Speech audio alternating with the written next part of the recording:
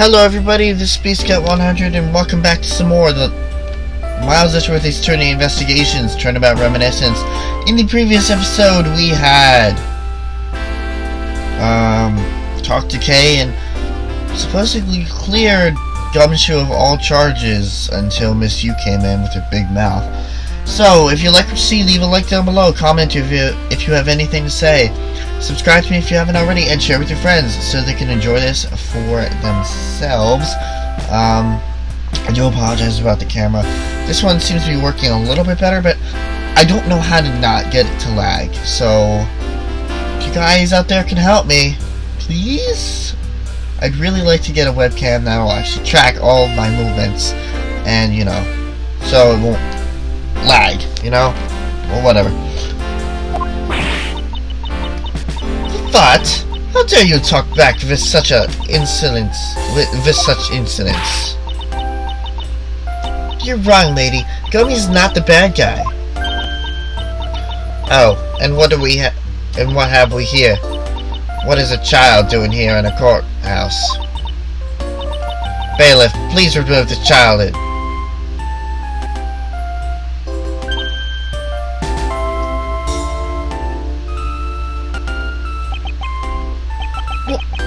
Miss Callisto Yu. That girl is Mr. Faraday's. I know. So what? You think that just because she's the victim's daughter, she gets to just run wild all around the crime scene? I think it's actually quite dangerous for her, to speak nothing of getting underfoot. I suppose you're right, however. As long as we're in agreement on that point, let's get back to the real issue at hand. Now then, detective, you in front of the door to lobby number 2 the entire time, correct? Yeah, but you see, isn't it obvious that it could only be the detective? He is the only person who could have gone inside lobby number 2 at the time of the murders. Ugh! I have nothing to counter. I have no counter argument to that. Don't worry, I've already put in the necessary paperwork for his formal arrest. Ugh! But the investigation is far from over. Oh, that's right. I was going to speak with you about that. Don't you think it's reckless to talk to the suspect out in the open without a guard? Suppose it is. Well, as someone with more experience in law than you, allow me to share something. Always keep a good eye on a criminal, or you may regret what comes of your negligence. Oh, I don't know why friends just talk like this now. Miles, I can't believe you're actually letting this woman lecture you like this. This is unforgivable as a disciple of Von Kamm. Down, Tigress. Now then, I've been looking forward to the results of your investigation.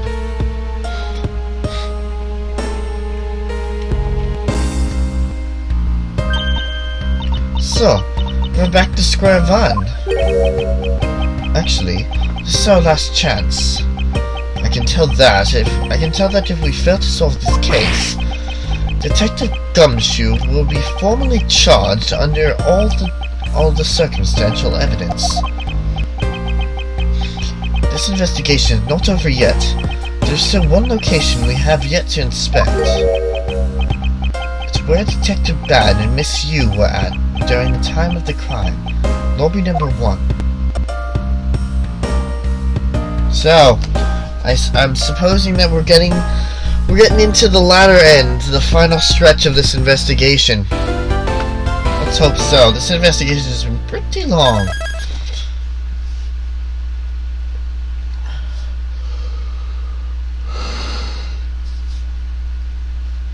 Pardon me.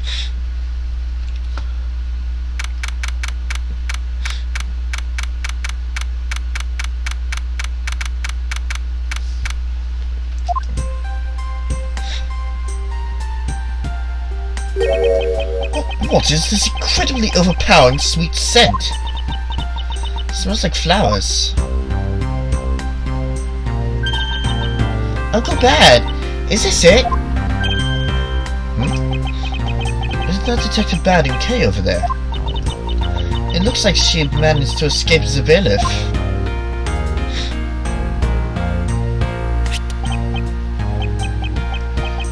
Well, it's not quite it. Aw, too bad. It's so pretty. I think you're still a bit too young to be wearing that.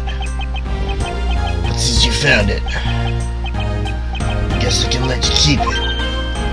Thanks. I'll treasure it always. Those two seem to get along rather well. Oh, here. I've got something else for you.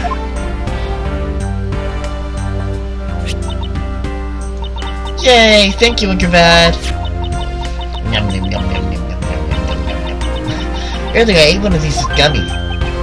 Yummy. Oh, you mean gumshoe? Gummy is... He was trying to be nice to me because I was gonna get in trouble. And then he got in trouble because he lied to protect me. Gummy.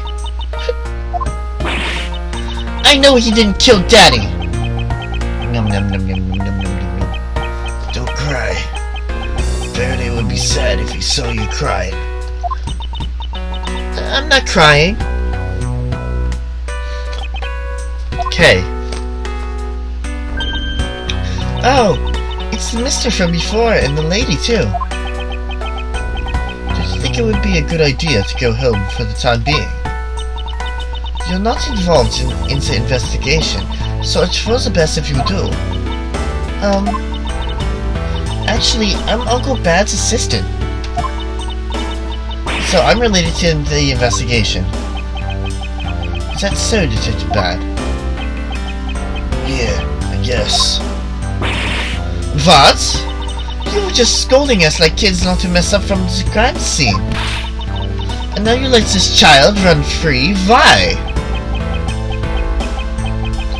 People are free to investigate things outside of the actual crime scene. You also had a few things she wanted to look into. Got a problem with that? Yeah, I don't have a problem with that, but I am curious as to what Miss Yu is looking into.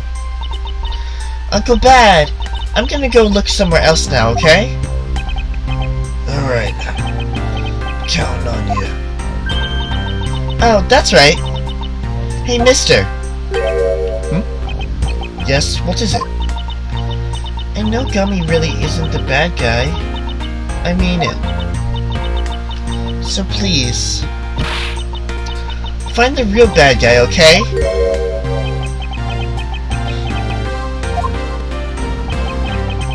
I won't forgive whoever did this. But in the absence of the perfect piece of testimony and evidence, there was no one else who could be the true culprit other than Detective Gumshoe. She wandered off while I was pondering. Time to investigate.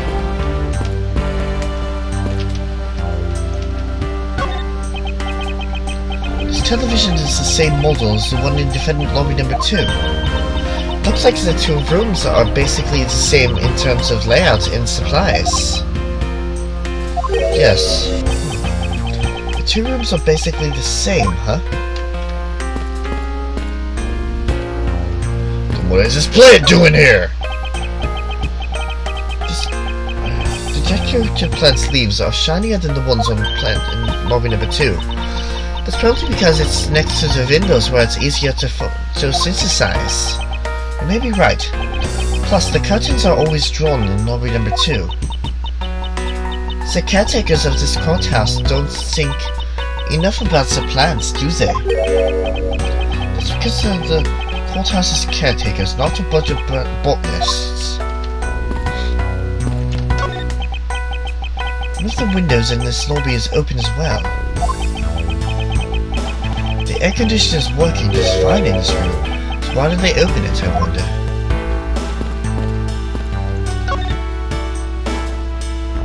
shaking the finger at the couch. The expensive-looking painting is ill-suited to be hanging on the wall of this room. I wonder if a guard detail should be placed on it. Why do you say that? Well, a desperate, low-paid detective might take off with it someday, you never know. She may be thinking about hiring a guard. But it's obvious she isn't factoring in that guard's salary whatsoever. Oh, I can transfer rooms? What? What's an incredibly strong scented herbal tea? I feel that more than being relaxing. Wait, I feel that more than being relaxing, the scent may make one a bit heady instead. You put in a special request for that. No wonder she's so violent, if she's been drinking this stuff the whole time.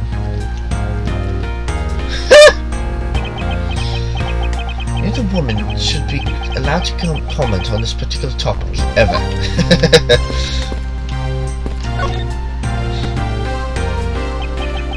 Detective Bad, what exactly was Kay searching for?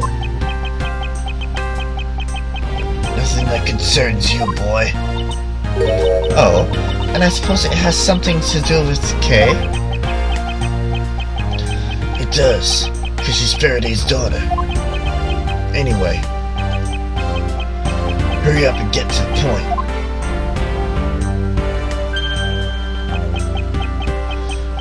I don't have time to waste. Sounds like you'd rather be left alone. I have something I'd like to confirm with you once again. I don't have anything to say to you.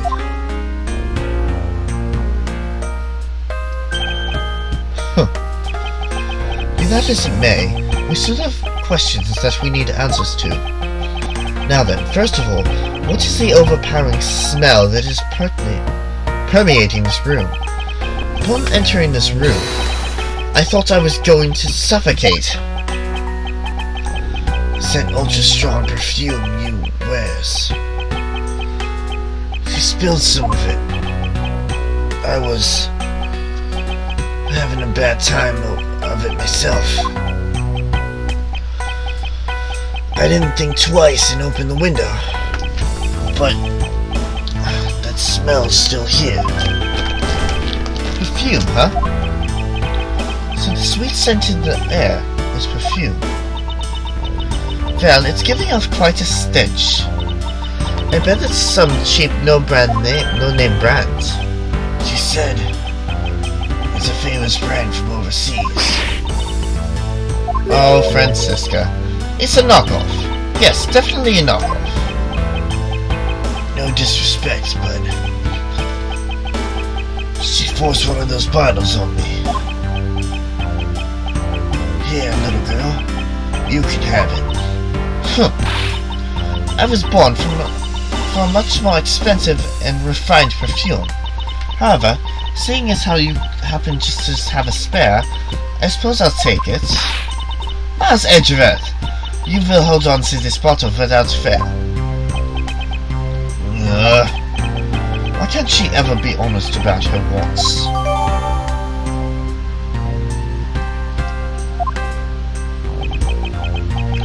So now we have the perfume he wears, just fantastic. Is that all you wanted to talk about? If so, I'm going back to investigate. Actually, I still have a few other things I wish to inquire about.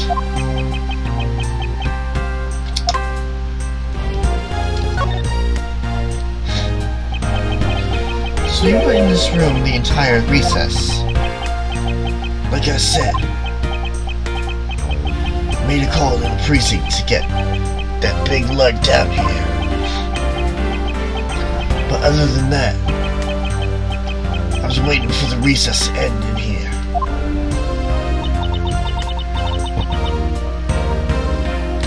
At least your story is consistent. Earlier, you stated that you were in this lobby with Miss Yu. Yeah, I ran into her in the hallway. She said she wanted to talk to me about something, so we came in here.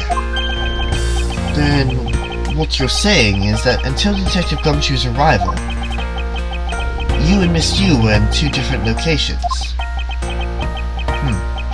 Guess I am. Interesting. Speaking of that lawyer, she seems to have a great dislike for you. Ugh! Let's see. Miss Yu is the sister of the victim of the KG-8 incident. And as I recall, Detective Bad was the lead detective on the case. I wonder if the reason for her disdain isn't simply because you failed to guard Cece, but because you were the lead detective on the case. You knew. I always know that today's trial involving... I also know that today's trial involving the Cadopian Embassy staff member is being referred to as the second KG-8 incident.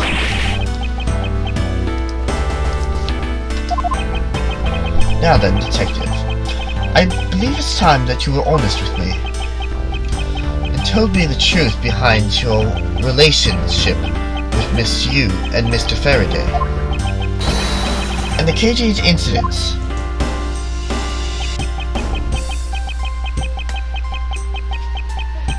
If you already know that much, I guess it'd be alright to tell you. Shit. Oh well. So what was your relationship to Mr. Faraday?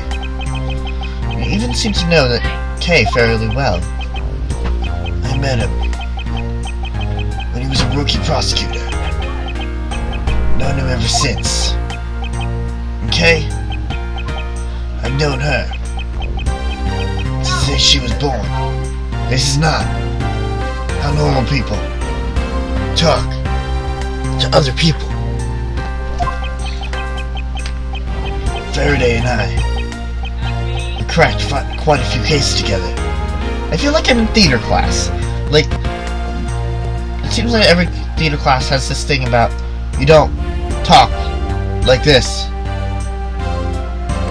Or in band, you know, like, you don't play like this. It's not like how people talk. It has to go smoothly. And Mr. Bad over here is the exact example of how not to play music. But you two seem to have made no progress at all in the Yotagarasu case.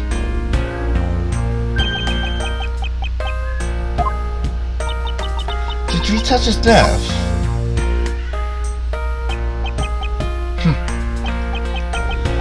I only have one thing to say to you. No one knew more about the Yotagarasu than me and Faraday.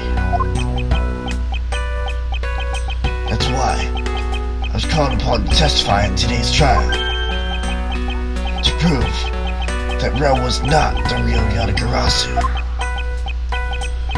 which I would have done if he hadn't turned around and accused Faraday. After the accusation, I was asked to testify, but this time, to prove or disprove the accusation. But I guess I won't be doing that either. I sense that there's more to that statement than meets the eye. Perhaps a bit more digging into the Yotagarasu is what's necessary. I guess we'll just keep following this and save the KG-8 incident. I hope you know much about the Yotagarasu. Would you care to share what you know with me? What you two should be looking for right now is proof of murderous intent towards Faraday and Rel. I agree. Which is exactly why I'm asking you about the Yotagarasu. What? The KG-8 incident and this second KG-8 incident. Both of these cases are tied to the smuggling ring. And in both of these cases, the witness who was to testify about the ring was murdered. However, there is one point in which they differ. Yet, that is the presence or absence of the great thief Yotogarasu. Mr. Rail claimed to be the Yotogarasu. However, in the middle of that trial, he suddenly declared Mr. Faraday to be the real Yotogarasu. Then, during the recess, they were both killed. Don't you find that to be the least bit odd? Miles Edgeworth, stop beating around the bush and just spit it out already. I believe that there must be some reason that the two men suspected of being the Yotogarasu were both killed at the same time. A reason, huh? And so, in order to catch Faraday's and Mr. Rail's cold-blooded killer, I feel that I need to learn as much as I can about the Yotogarasu. If it will help you solve this case, then I'll tell you. I'll tell you the reason why we never got caught the Yotogarasu. What was that sudden outburst for? You almost made me rip you by accident. It wouldn't be an accident, and hi, Edgeworth. No! It still accidentally whipped me anyway. There are three main reasons why the Yotogarasu will always be the one step ahead. First, the Yotogarasu always knows the exact location of the target's object. Second, the Yotogarasu always knows exactly how to disarm the security system. Third, the Yotogarasu doesn't leave a single shred of evidence behind, ever. I see. So those are the Yotogarazu's special traits. Sounds like an incredibly elusive thief. The Yotogarasu has never been caught on tape. Never tries to draw anyone's attention. I would never do something as lowbrow as commit murder.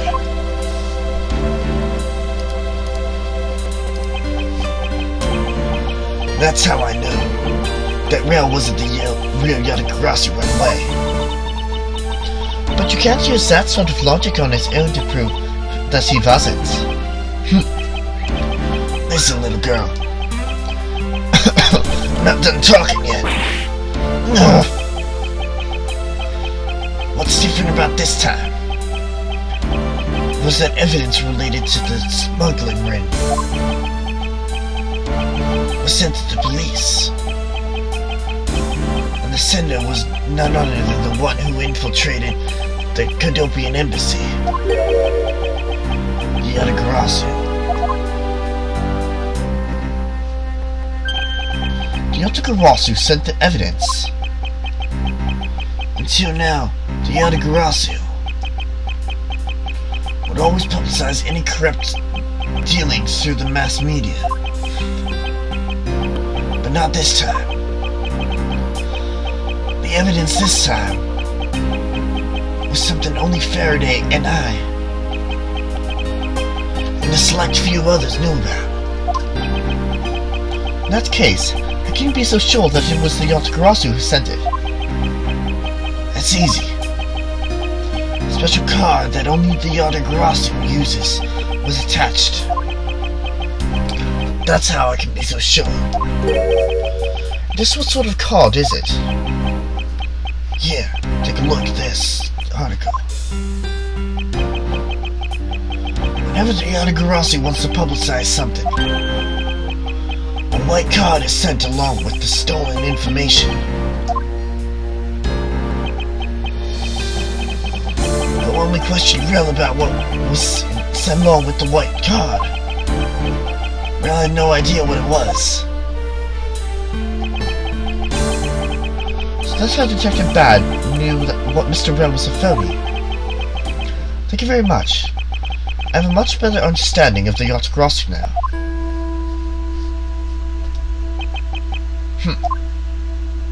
I'm gonna follow this all the way through, so this episode might be a little bit longer.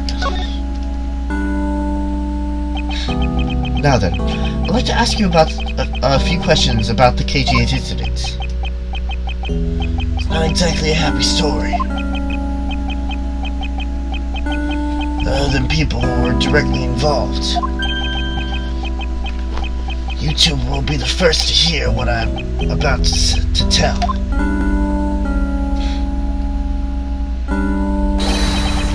The honest truth behind the KG8 incident. Faraday, you and I, as you already know, we three were involved with the KG8 incident. Faraday and I, we were originally on the trail of a smuggling ring. You mean the smuggling case involving one of the Amano Group's secretaries? The trial was just a front. A facade. Yeah, but the case became tainted. All because the witness who was going to testify about the Amano Group's ties to the smuggling ring, CCU, was killed.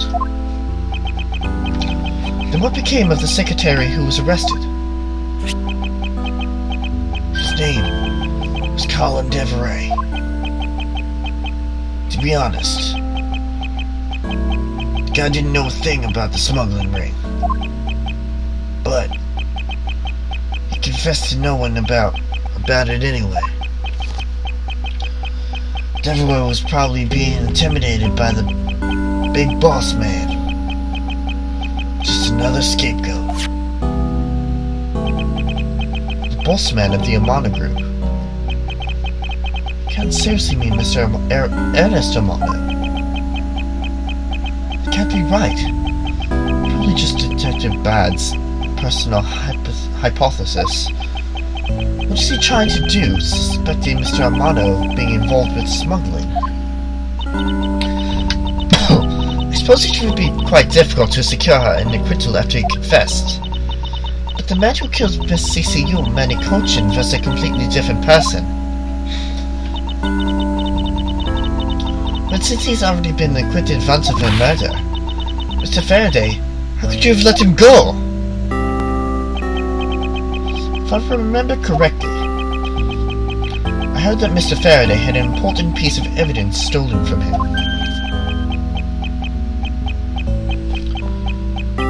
That wasn't Faraday's fault. It was mine. I wasn't vigilant enough. Faraday, Cece. I was supposed to protect them both. Miss Yu did mention that as well, about how Detective Bad was supposed to guard her sister. But even I, who was supposed to protect them, I fell into their trap. What kind of a trap? The holes in this jacket are a testament to that trap. You mean you were fired upon? You were shot that many times of one gunfight? No. Only about half of these are from that case.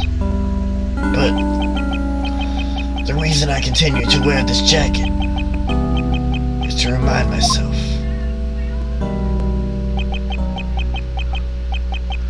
of lessons I learned from the KG8 incident. I see. I couldn't protect CCU, and the suspect was found not guilty. We hit a brick wall, as far as the law was concerned. And that's when she came to the courtroom. Victim's sister. It's when I first met Callisto Yu.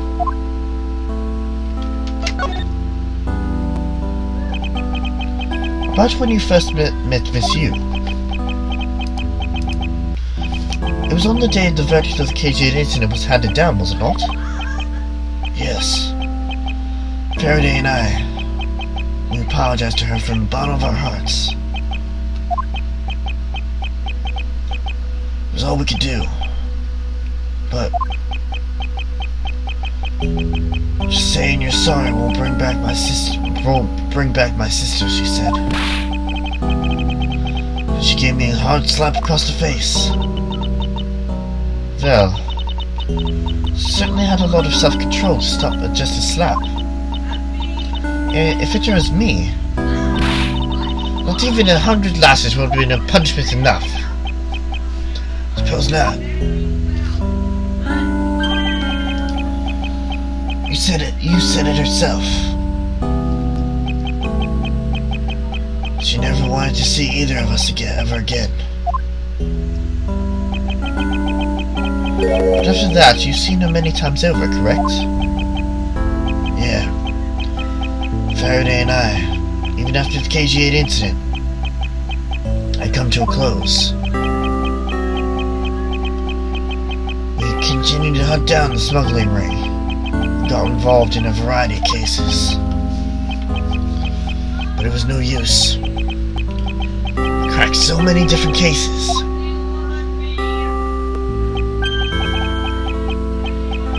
But the result was always the same. Couldn't find the real mastermind behind it. Is the ring really that big? It was in the pursuit of the ring that we met you once again.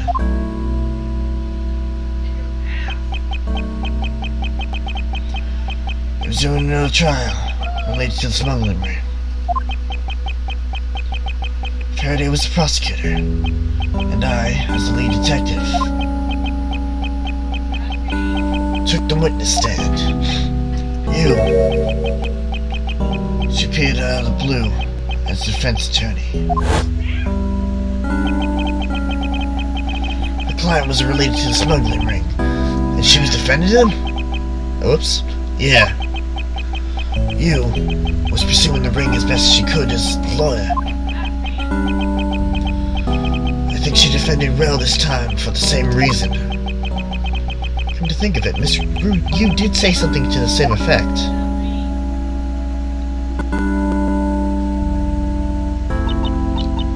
I have my own agenda. I'm still on the hunt for leads regarding the KG-8 incident, alright? And for that, you have not a single qualm about defending a known killer.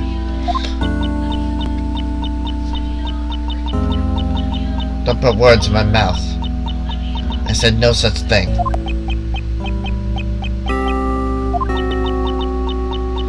The only way I had to get close to Mr. Rel was to be his lawyer.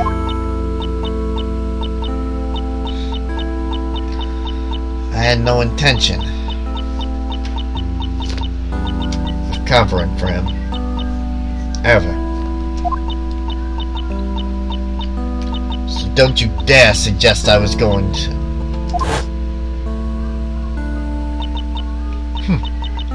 It doesn't matter what her reason is. Her being a criminal is just despicable.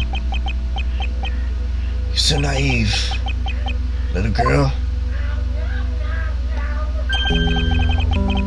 I could have stolen this lollipop from you, that's how naive you are. How dare you insult the daughter of a Von Karma? Just like us, you felt that she had hit the limit of what the law could do. Please ignore the noise in the background. That's all. The law is merely a tool. There's no limit to it, only the skill of the craftsman. You too. You're still too young. But one day, you'll know what I mean.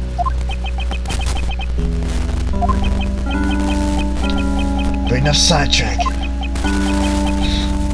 What matters was that we met you again in pursuit of the smuggling ring. That's all.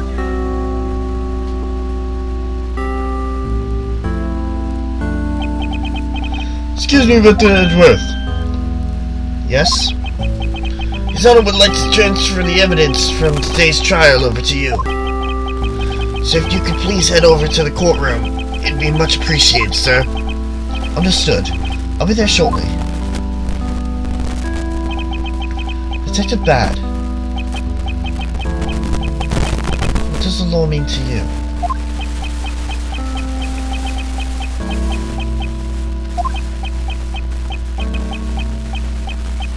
Finding the answer to that question is the only reason I'm still alive.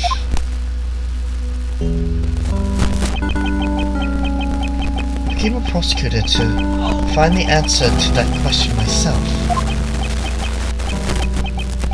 and to play a part in ensuring that all criminals everywhere are found guilty.